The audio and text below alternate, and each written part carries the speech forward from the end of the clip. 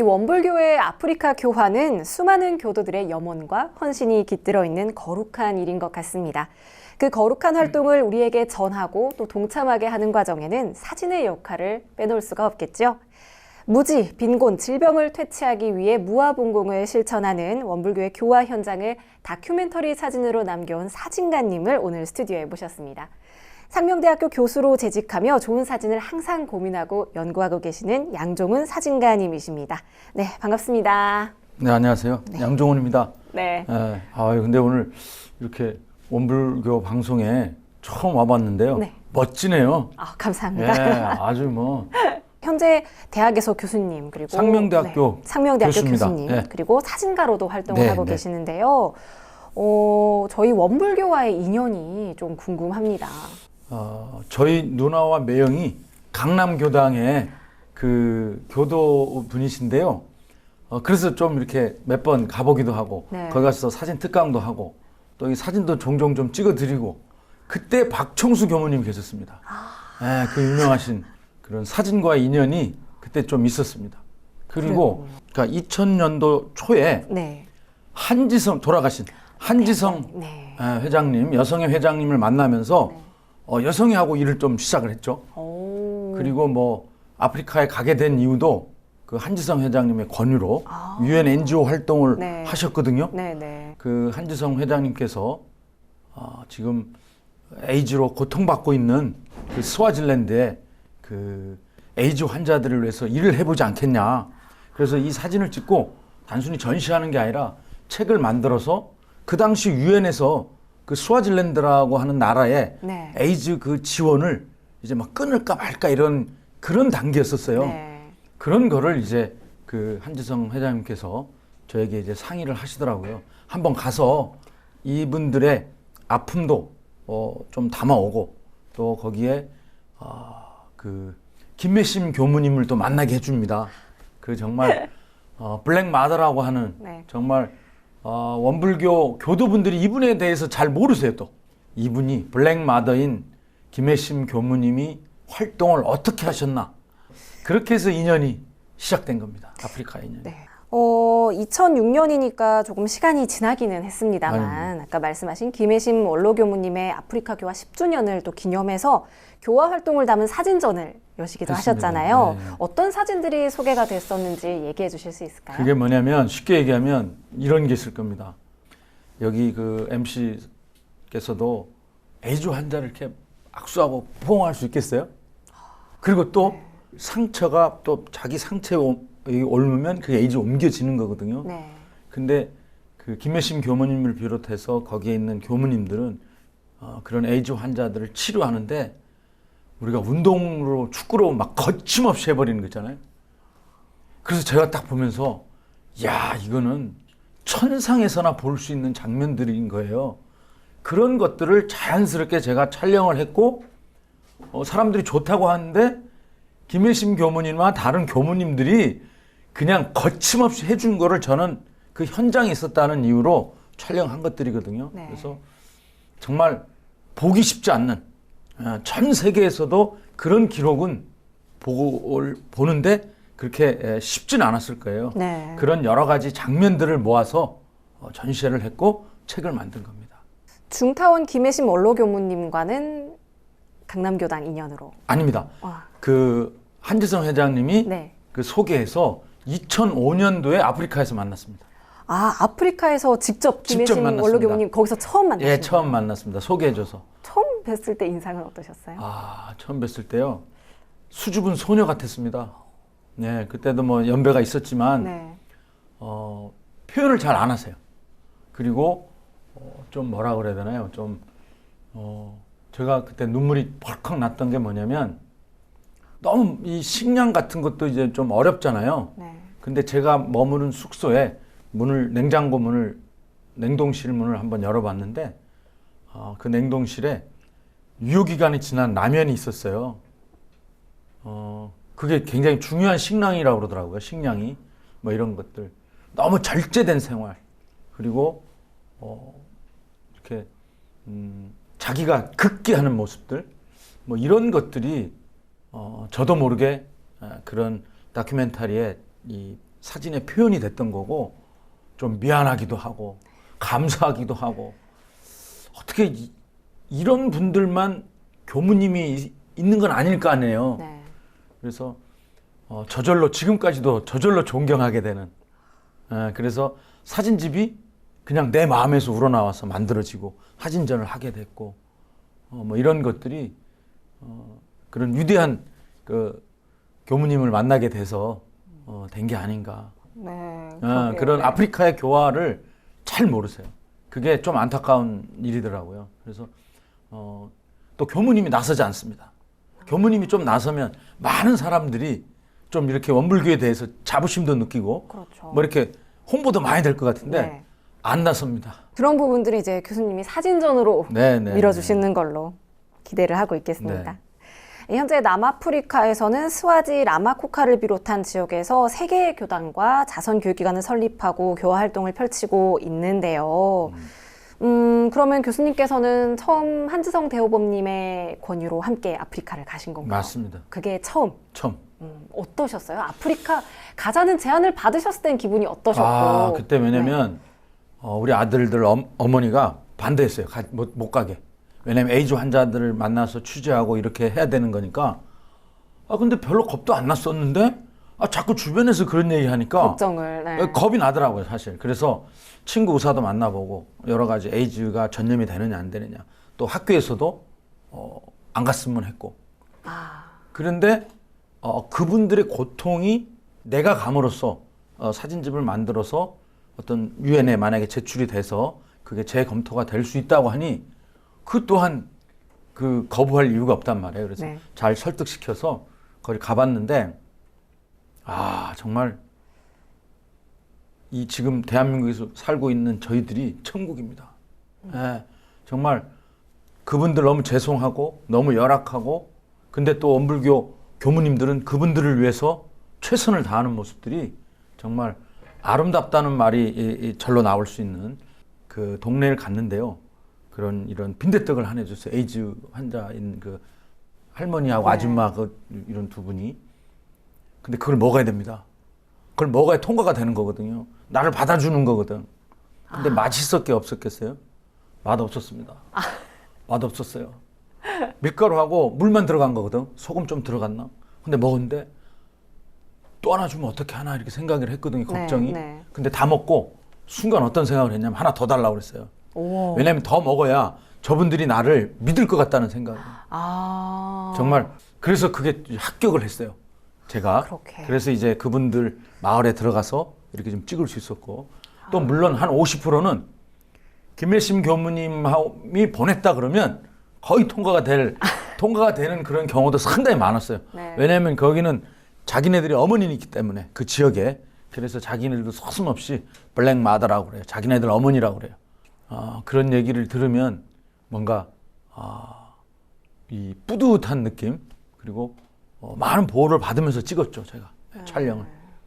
처음 아프리카 현장에 가셨을 때를 회고를 해보시면 뭐 사진 정말 이런저런 사진 많이들 남기셨을 것 같은데 혹시 딱 생각나는 첫 번째 찍은 사진 어떤 사진을 가장 먼저 찍으셨어요? 어떤 거냐면요. 네. 동네 마을에 들어갔는데 어머니가 에이즈예요. 그러면 그 아들은 에이즈겠죠. 그런데도 그 어머니가 자기 자식에 대해서 아주 애틋하게 생각하면서 이런 모습. 근데 같은 오전에 그분을 받고 오후에는 우리가 한 몇 시간 가는 에이즈 고아원을 갔었어요. 에이즈 고아원에 갔는데 쉽게 얘기하면 몇 년 후에 그 아이들이 모두 다 죽었어요. 그런데 그 김혜심 교무님이 가져간 라면을 솥에다 끓여가지고 아이들에게 이렇게 먹을 때 이 세상에서 제일 맛있는 음식을 먹었다는 거예요. 라면을 이렇게 끓여줬는데 네. 국물을 안 먹고요. 건더기만 먹어요. 걔네들은. 네. 어? 그런데도 세상에서 제일 맛있는 음식을 오늘이야 먹어본 것 같다. 이렇게 그런 얘기를 들을 때 정말 그런 일들을 원불교 교무님들이 하고 계신다는 거예요. 그래서 아까 제가 모두 얘기한 것처럼 원불교의 위대함을 아프리카에서 네. 보여주고 있는 거예요. 그러면은 이제 저희가 아프리카 방문 때 이제 찍어 오신 사진들을 조금 보면서 얘기를 한번 해볼까 합니다. 아, 저게요. 네. 스와질랜드의 유치원, 유아원 합친 데인데요. 네. 뭐 이렇게 교도분들은 김혜신 교무님을 조금 이렇게 어려워하잖아요. 네네네. 저 아이들은 하나도 어렵지 않아요. 어? 왜냐하면 저분이 사탕도 주고 이 맛있는 음료수도 주고 껴안아 주기도 하고 겨울에 추우면 모자도 주고. 그러니까 산타 할머니 그 이상이에요. 네. 산타 할아버지는 한 번밖에 선물 안 주잖아요, 1년에. 그렇죠. 근데 하루에도 2번 줄 수도 있어요. 그러니까 이 어른들은 블랙마다라고 하는데 아이들은 산타 할머니라고 그랬을 거예요, 아마. 할머니 그랬을 것 같네요. 근데 저게요. 네. 그냥 저분이 무슨 사진 찍기 위해서 하는 게 아니에요. 제가 모르게 가서 찍는 경우가 많아요. 또 사진을 잘 안 찍으려고 하는 경우도 있으니까 네네, 본인 그렇죠. 사진들을. 근데 저거는 뭐냐면요. 그 황폐한 땅을 그래서 막 데려와서 농사도 짓게 하면서 수확의 기쁨을 같이 맛보는 거예요. 그리고 저거는요.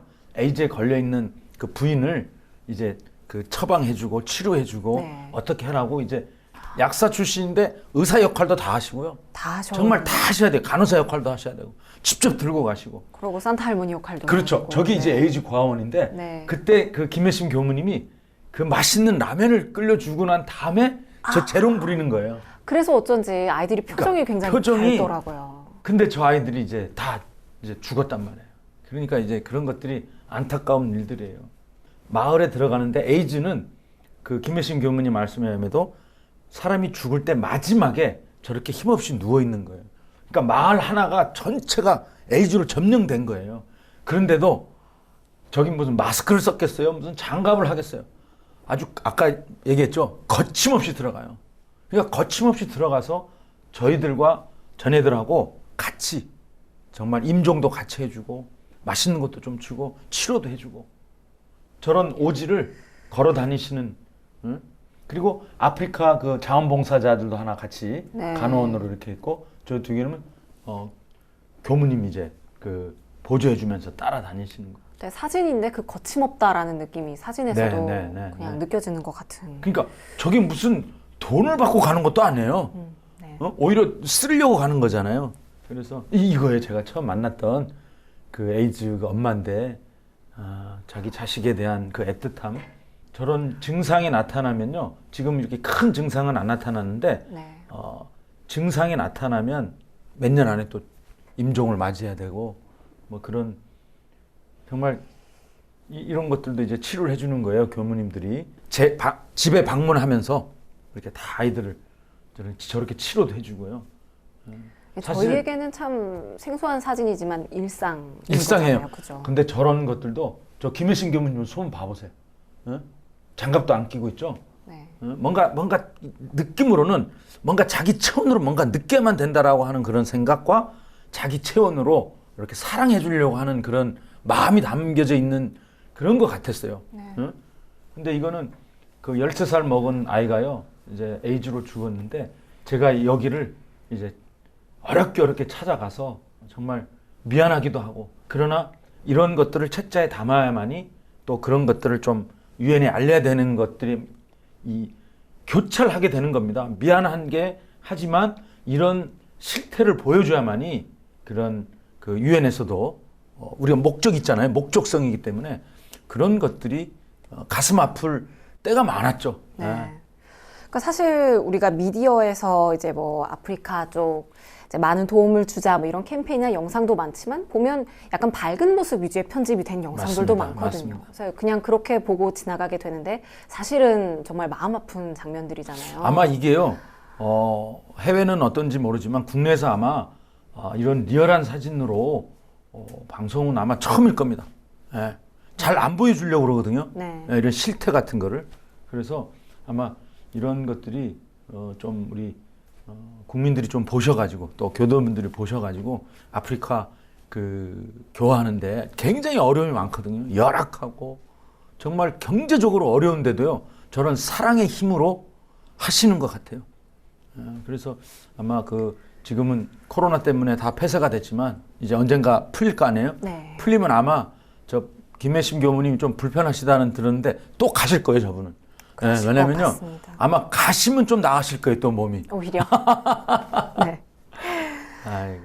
네, 네, 이런 사진을 찍는다는 게 정말 힘들 것 같아요. 이제 뭐 그런 이걸 찍어서 유엔에 보여주고 더 큰 도움을 얻기 위함이지만 그래도 셔터를 누르는 순간이 굉장히 반대였습니다. 그 반대였습니다.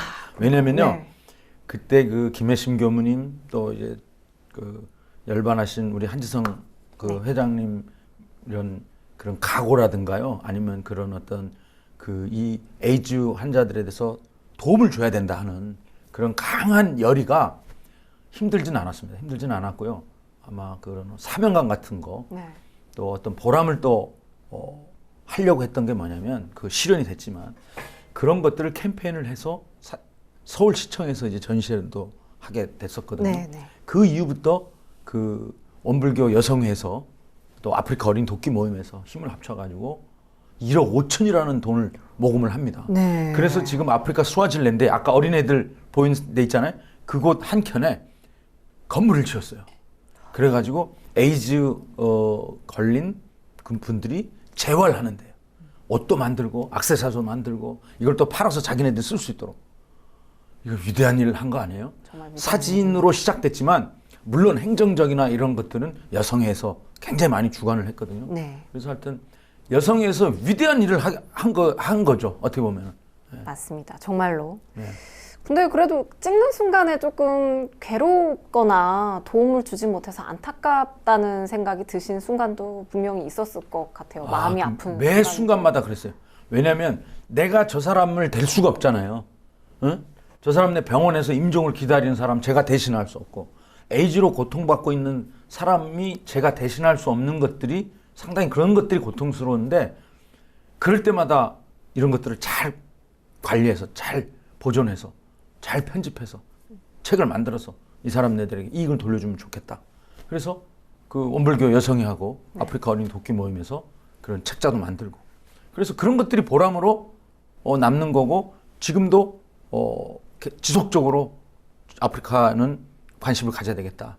예. 교무님들이 거기서 활동하는 모습들, 에이즈 환자들이 저의 사진을 통해서 그 사람들이 다시 이익을 돌아갈 수만 있다면 저는 언제든지 다시 갈 수 있을 것 같습니다. 진짜 뭔가 천군만마를 얻고 언제든지 나를 반겨줄 친구가 있다는 마음으로 돌아가는 맞습니다. 뒷모습이겠네요. 그러니까 11월 말에요. 그 책자가 나오면요. 원불교 교도뿐만이 아니고 대한민국의 사람들이 이 원불교라는 이 종교가 얼마나 위대한가를 그 책에 담으려고 하는데요. 약간 방해가 좀 있습니다. 김혜심 교무님이 이 사진도 빼라, 저 사진도 빼라. 본인 나온 거막 교무님 빼라. 나온 사진들. 이게 그래가지고 지금 저하고 사이가 좋아졌다, 안 좋아졌다. 근데 말을 듣는 척 하다가요. 다 집어넣을 거예요. 저도 찬성합니다. 네. 자, 야, 아프리카까지 가는 여정이 꽤 멀 것 같은데요. 교수님. 그러니까 보통 20시간 네. 이상 가죠. 네, 기다리고 뭐 그러다 보면 24시간 걸릴 때도 있고 근데 피곤하지 않아요. 가서 우리가 할 일이 있다라는 것이요. 네, 조금은 다른 얘기지만 여러 가지 사진으로 프로젝트를 하시니까 네. 또 서울 여성회와 같이 오사카 교당에서 장수 사진 촬영도 진행을 하셨다고. 작년에 했습니다. 얼마 되지 않았네요. 네. 근데요. 정말 장수 사진을 찍었는데 다 우세요.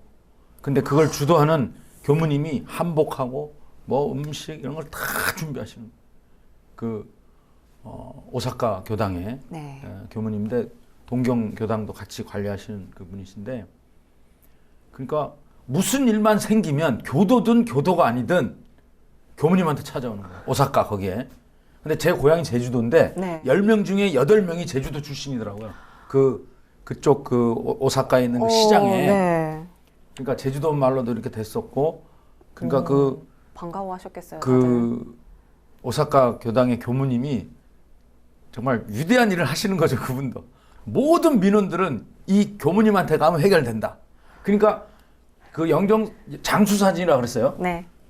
우리한테 장수 사진을 찍으면 오래 사십니다라는 그 내용을 슬쩍 얘기했더니 진짜 많이 오셨어요. 예. 그래가지고 못 오시는 분들은 병원에 가서도 좀 찍어드렸고 찍어드리고. 요양원에. 네. 그래서 어르신들 막 우시는 분들도 있었고 기억 남는 분도 계실 것 같아요. 4.3이 끝난 지도 굉장히 오래됐는데도 그 요즘에 그 4.3의 그 피해 입은 사람들을 접수를 받고 있었어요, 그때. 근데 신고를 안 하겠다는 거예요. 왜냐면 우리가 또 6.25 전쟁이 일어날 때 전쟁이 끝났는데 전쟁이 끝나지 모르는 사람도 있었던 것처럼 무슨 정권이 또 바뀌면 어떻게 될지 모른다고 그런 아주 정말 슬픈 그런 사연들이 있어서 같이 울기도 했고 그런 적이 있었습니다. 그리고 그분들이 저희도 이제 그 어렸을 때 그 우리 친척들이 많아서 그분들의 옷도 입어보기도 하고 뭐 이렇게 맛있는 것도 해봤는데 그 장소에 가서 알아봤더니 자기네들이 그 어르신들이 여유가 있어서 보낸 게 아니고 본인들이 먹을 거를 아끼고 그걸 보냈다는 거예요. 제주도나 이런 서울 친척 이런 가족에게. 네. 정말 미안하더라고요. 또 감사하기도 하고 그런 얘기를 들으면서 서로 눈시울을 적시기도 했습니다. 이렇게 교화 활동 현장을 또 사진가로서 함께 하시잖아요. 교무님으로 함께 하시는 것과 또 조금 분명 다를 것 같은데 어떤 생각과 마음을 갖게 되시는지가 또 좀 궁금해요. 글쎄, 아프리카 이런 인연에서 또 여성의 활동에서 또 이렇게 오사카까지 이렇게 가면서 저분들이 한 번도 사진을 못 찍어본 분도 계세요. 이해할 수 없죠. 네. 그만큼 열심히 일을 했던 거예요. 그래서 그런 데서 힘들거나 이런 것보다는 좀 보람 같은 거, 또 그 다음에 조금 미안했던 거를 조금 이렇게 갚았다나 그러나요? 뭐 이런 것들이 더 앞섰던 것 같아요. 힘든 것보다는. 그런 뿌듯함이 있으니까 또 계속 프로젝트를 원래 진행할 수 즐거운 마음으로 출발한 거거든요. 네네. 그럼요. 그게 가장 큰 원동력인 네. 것 같습니다. 자, 교수님 수천 점의 사진, 수만 점의 사진 엄청 많이 찍으셨을 것 같은데 작품들 많이 가지고 계시잖아요. 그래서 대표적인 사진들 우리 함께 좀 보면서 네. 얘기를 나누는 시간을 가졌으면 좋겠습니다. 이스트티모르에서 저 프로젝트를 이제 그 예전에 그 DJ 대통령님이 이제 구스마우 대통령이 청와대에 이제 방문했는데 저도 그분이 사진가이면서 시인이면서 대통령이에요. 그래서 한국의 사진가를 만나고 싶다 그래서 제가 이제 초대를 받아서 네. 그 만찬에 이제 했는데 제가 이제 그 동티모르 책자를 하나 선물을 했어요. 그랬더니 구스마우 대통령이 그 DJ 대통령님에게 우리나라도 이렇게 좀 이렇게 촬영했으면 좋겠다. 근데 그 대통령이 참 좋긴 좋더라고요. 두 나라의 외무부 장관을 딱 부르더니 이 양 교수가 동티모르에 가서 촬영할 수 있도록 도와주세요. 이렇게 얘기했더니 그게 막 성사되더라고요. 바로 성사돼서 네. 책자가 하나 만들었어요. 1년 후에. 와. 그리고 동티모르 그 독립기념관을 저희 정부가 지어줬는데요. 거기에서 개관전을 제 사진전으로 했어요. 영광스러운 일이죠, 아주. 네. 그래서 저게 이제 표지 사진인데요. 네. 그래서 제가 이 표지 사진을 썼던 건 뭐냐면 유엔이 정한 21세기 최초의 독립국가라는 거. 그리고 아까 그 애 낳는 장면 있잖아요. 네. 그게 처음 가서 찍었어요. 그 독립국가라고 하니까 산부인과 가서 사진을 좀 찍자 하면서 제가 안내를 받고 거길 갔던 거예요. 네, 그런 스토리텔링이 좀 있었습니다. 독립국가에서 태어난 아기. 이런 느낌의 예, 사진. 예, 예. 네. 야, 이 사진도 굉장히 이거는요. 멋있네요. 슬픈 예수상인데요. 그 동티모르의 그 94.7%가 로마 캐톨릭을 믿는데 네. 이게 그 인도네시아가 이 자기네들이 그 점령했을 때 이거를 지어준 거 이제 해준 거예요. 네. 이게 건립을 해준 거예요. 네. 그래서 이게 그 동티모르에 있는 그런 분들이 그 로마 캐톨릭에 잘 안 가세요 저기를. 그래서 그런 소식을 듣고 제가 이름을 지었어요. 슬픈 예수상이라 그러면서 제가 날씨가 안 좋을 때 저렇게 딱 뒷모습을 네. 이렇게 찍어서 책자에 실었던 겁니다. 네. 이건 내전으로 인해서 이렇게 다리를 잃은 동티모르의 그 전 군인입니다. 네. 이거는 이제 호주 원주민인데요, 아보리지널. 이 책자를 이제 그 구스마우 대통령이 주면서 동티모르 프로젝트가 됐던 그런 사진입니다. 네. 그 호주의 그 백인과 그 원주민 그분하고 이렇게 합할 수 없는데 합할 수 있는.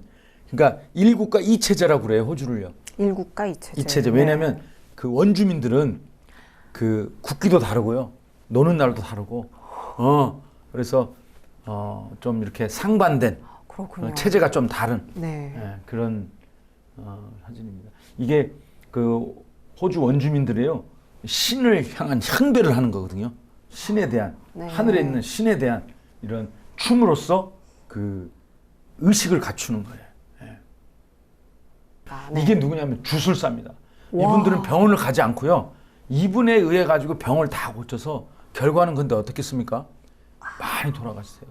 이 주술사를 하면 안 되는데 예전에는 약과 또 병원이나 이런 것이 없었을 때는 할 수 없었지만 네. 지금도 이 주술사를 믿고 말해요.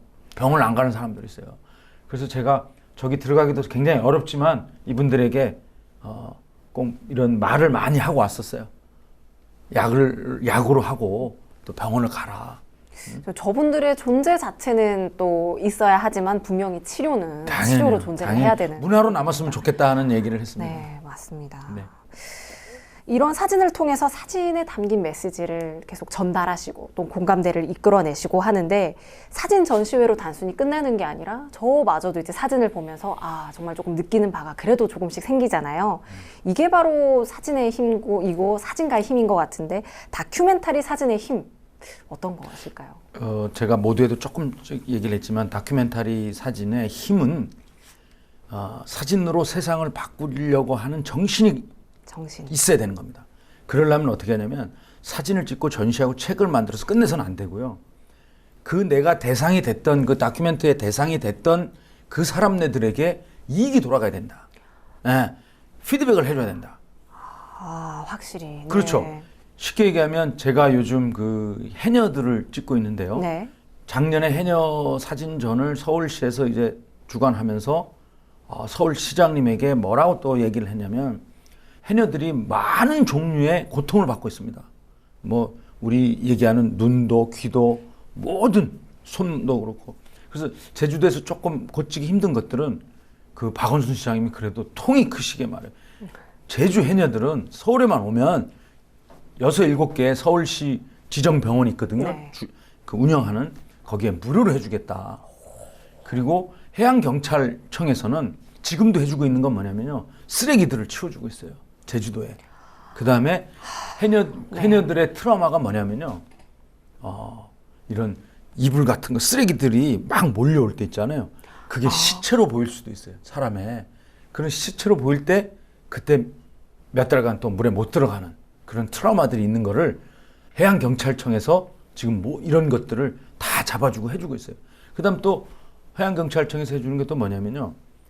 이 밤에 나이트를 켜고 그 해녀들의 그 밭인 그런 데 가서 막 전복이나 이런 것들을 채취해 간단 말이에요. 네. 이런 것들도 좀 이렇게 보호해주고 있고. 네. 그래서 그런 다큐멘터리 찍을 때 그 대상에 대해서 도움을 줄 수 있는 곳이라면 다 도움을 줄 수 있게끔 해줘야 된다. 이런 것들이 다큐멘터리 사진가가 해야 될 역할이라고 생각합니다. 사진첩으로 끝나는 것이 아니라 네네. 그를 통해서 그 대상들에게 도움이 될 수 도움이 있도록 될 수 하는 것. 있어야죠. 네. 정말 맞는 말씀이십니다. 네네. 네.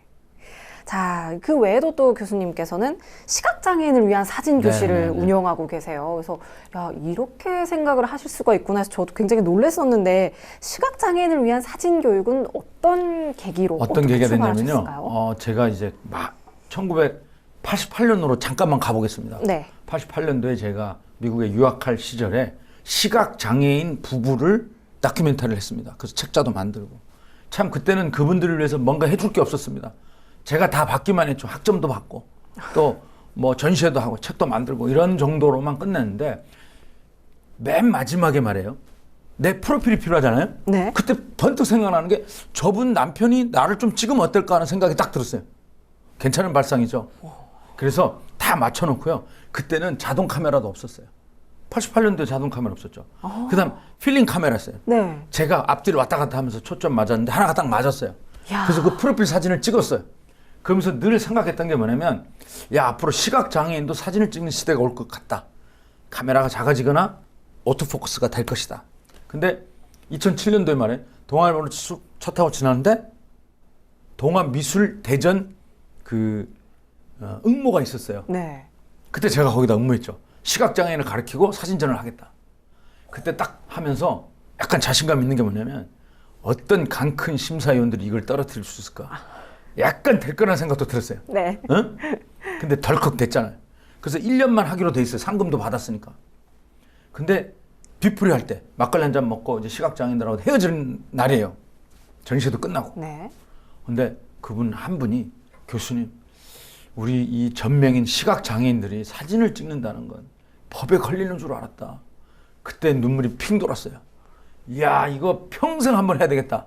근데 상금을 또 주는 건 아니잖아요, 거기서. 그렇죠. 근데 이상합니다. 그 전시 기간만 되면 어디선가 돈이 나와요. 그래서 13년째 하고 있고 서울시에서 또 지원해주면서 사단법인을 하라 그래서 서울시 사단법인으로 마음으로 보는 세상으로 이렇게 하고 있습니다. 정말 대단한. 공불교의 정신하고도 좀 비슷한 면이 좀 있습니다. 네, 그런 것 같습니다. 그래서 이렇게 잘 인연이 되는 건가 봅니다. 자, 이제 조금 시청자분들을 위해서 좀 가벼운 질문을 또 여쭤보면 이렇게 사진가님 모시고 할 질문 아닐 수도 있지만 괜찮습니다. 요즘 사람들이 사진으로 일상 기록 많이 하잖아요. 네, 저만 해도 뭐 잘 찍고 하는데 또 어떻게 보면은 사진을 흔하게 찍다 보니까 그래서 그런지 잘 찍을 때도 있지만 더 이상하게 찍게 되는 때도 있거든요. 좋은 사진을 남길 수 있는 노하우가 있다면 좀 쉬운 것들 있습니다. 어떤 게 있습니다. 있을까요? 있습니다. 왜냐면 핸드폰으로 찍어야 되겠죠. 네. 그 핸드폰 프레임을 딱 보면서요, 뭘 생각하면 되냐면 이 지금 이게 한 평에 우리나라에서 최고로 비싼 목동의 뭐 방송회관의 땅값만큼이라고 생각해 보면, 그죠? 이 원불교 스튜디오 한 평 값이라고 생각을 하면 여기에다가 어떻게 담아야 되겠어요? 잘 담아야 되지 않겠어요? 잘 담아야. 잘 담아야죠. 네. 그러니까 필요 없는 걸 빼라 이거예요. 사진은 뺄 셈의 미학이에요. 필요 없는 것을 빼버려라. 그 다음에 또 뭐냐면 돈 안 들어가는 거 뭐냐면 그 렌즈에 있죠. 네. 렌즈에 입김을 지금 해보세요. 입김을 불고요. 입김을 살 불고 살짝 하고 우리가 이게 길게 누르면 연속으로 찍히는 게 있잖아요. 네. 그래서 자기를 사랑하는 여인과 자기 아내를 또 자기 연인을 한번 찍어봐라. 아주 몽상적으로 나올 수 있거든요. 그 돈 안 들어가잖아요. 그다음에 보통 그렇게 하면 지우고 찍는데 습기를. 이게 뭐냐면 이 안개 필터 효과예요. 근데 보면요, 10장을 딱 찍으면 이게 슬쩍 변화되는 거 있잖아요. 네. 그 중에 제일 마음에 드는 것을 한 장을 선택하면 되지. 자기가 원하는 부분을 클로즈업하는 연습을 하면 아마 한 달 지나면 저한테 전화 올 겁니다. 교수님 감사합니다라고. 뭔가 집중해서 찍어야 되는군요. 다른 거 다 치우고 집중해서. 그리고 아까 입김 하나. 네, 입김. 그다음 또 하나 뭐가 있냐면 콜드 크림 같은 게 있잖아요. 투명한 콜드 크림. 네. 그거를 렌즈에다가 살짝 면봉으로 살짝 찍으면 또 몽상적으로 찍을 수 있어요. 그래서 요즘 그런 거 묻으면 이제 사진에서 렌즈를 닦고 찍으세요라고 안내문이 나올 텐데. 그러니까 뭐냐면 네. 지금 제가 얘기한 공통점이 뭔지 아세요? 돈이 안 들어간다는 거예요. 응? 네. 돈이 안 들어가. 그다음에 좋은 사진을 찍으려면요, 장비가 많아서 좋을 수가 없어요. 카메라 한 대에 렌즈 하나를 들고 다니는 것도 좋은 방법이에요. 그다음에 가로 세로를 꼭 찍고. 가로 세로. 그다음에 핸드폰으로 사진을 찍어도 요즘에 전혀 문제가 되지 않는다. 그리고 자기 핸드폰의 카메라를 믿어야 된다. 의심하면 안 돼. 장비 탓하지 않고 열심히 당연히, 찍도록 당연히. 하겠습니다. 당연히. 방송도 핸드폰으로 해도 충분히 할 수 있어요. 네, 우리 교당 나가서도 다들 사진 아마 불면서 찍고 계시지 그러니까. 않을까 싶습니다. 자, 오늘 정말 좋은 말씀 많이 해주셨는데 끝으로 혹시 또 남기고 싶은 말씀 있다면 부탁드립니다. 오늘 뭐 사진 얘기니까요. 사진의 어떤 대상들을 너무 멀리서 찾지 말고요. 시장에서 한번 찾아보세요. 쇼핑도 하면서 시장에 할머니나 또 아줌마한테 물건 하나 사면서 있잖아요. 그분들의 일상생활을 한번 찍어보면 그게 다큐멘터리의 시작이고 끝일 겁니다. 그리고 핸드폰으로 하세요. 핸드폰으로 해서 그분들에게 또 돌려도 주시고 또 가족들에게도 좀 보여주고 또 하나 권하고 싶은 건 뭐냐면요. 가족들 간의 가족 사진을 찍게 하자. 가족들이 가족 사진들. 네. 예? 요즘들 핸드폰으로 이렇게 세워놓고 가족도 점수 찍을 수도 있고 누나가 동생을, 동생이 엄마를, 엄마가 남편을 뭐 이렇게 찍어준다면 네. 그게 가족 사진이 되는 거거든요. 행복한 가족 사진 어떻습니까? 아주 좋은 것 같습니다. 이번 주말에 다들 하실 일들이 많아지실 것 같아요. 아니 지금. 교당에서 서로 네. 찍기 운동해도 좋아요. 재밌을 네, 것 같습니다. 네. 네, 교당에서 다들 이제 자주 못 보기도 하는데 사진을 서로 찍어주면서. 근데 중요한 건 것도. 네. 필요 없는 건 집어넣지 말자. 알겠습니다. 배경을 깨끗하게 노력해 보도록 하겠습니다. 네, 이번 주말에 아주 좋은 작품들이 많이 쏟아질 것 같습니다. 교수님 오늘 좋은 말씀 정말로 감사합니다. 네, 감사합니다.